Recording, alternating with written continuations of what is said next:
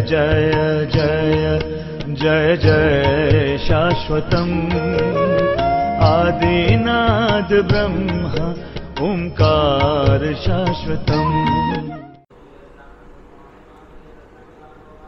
कर्मकांड पूजा पद्धति होती है। वेदों के दो कांड हैं, ज्ञान कांड और कर्म कांड।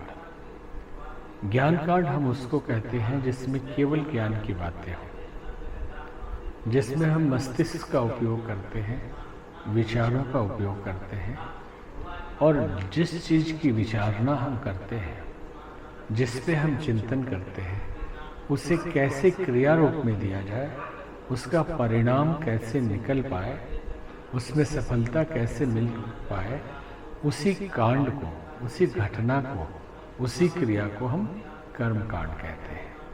साधारण तौर पे समझाया जाता है पूजा पाठ, हवन यज्ञ, श्राद्ध तर्पण, ये सब कर्म कांड के अंतर्गत आते हैं।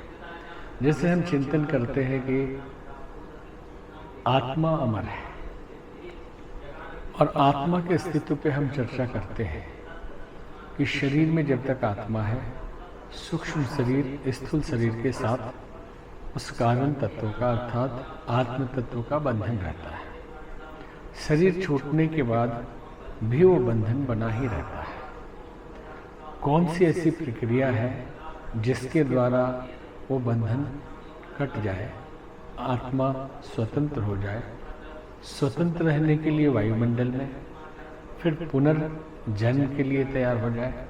चर्चाएं जब होती है तो उस चर्चा को हम ज्ञान कांड ही कहेंगे और उसके व्यवहारिक रूप से जो क्रियाएं की जाएंगी, उस घटना को अंजाम तक पहुंचाने के लिए उसे हम कर्म कांड कहते हैं। और आत्मा के मुक्ति के लिए शरीर छूटने के पश्चात जो कर्म कांड किए जाते हैं वही श्राद्ध और तर्पण है। देवत्व की चर्चा की जाती है, देवी देवताओं की चर्चा की जाती है। वो शक्ति है, ऊर्जा है, उनका अपना अस्तित्व है और जिस भाव में उन्हें पूजा जाता है उसी भाव में वो प्रकट होते हैं। लेकिन प्रकट कराने की जो प्रक्रिया है वो यज्ञ की प्रक्रिया है।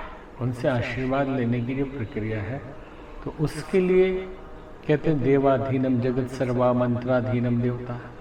देवताओं के अधीन सारी दुनिया है और मंत्रों के अधीन देवता है। तो मंत्रों का प्रयोग कैसे हो, वही यज्ञ का विज्ञान है और वो भी कर्म कांड है। तो इस तरह से कर्म कांड का भी अपना महत्व है। तो ये है कर्म कांड। चिंतन तक सीमित रहे उसका भी लाभ है, लेकिन कर्म में उतर जाए तो उसी को हम कर्म कांड कहते हैं।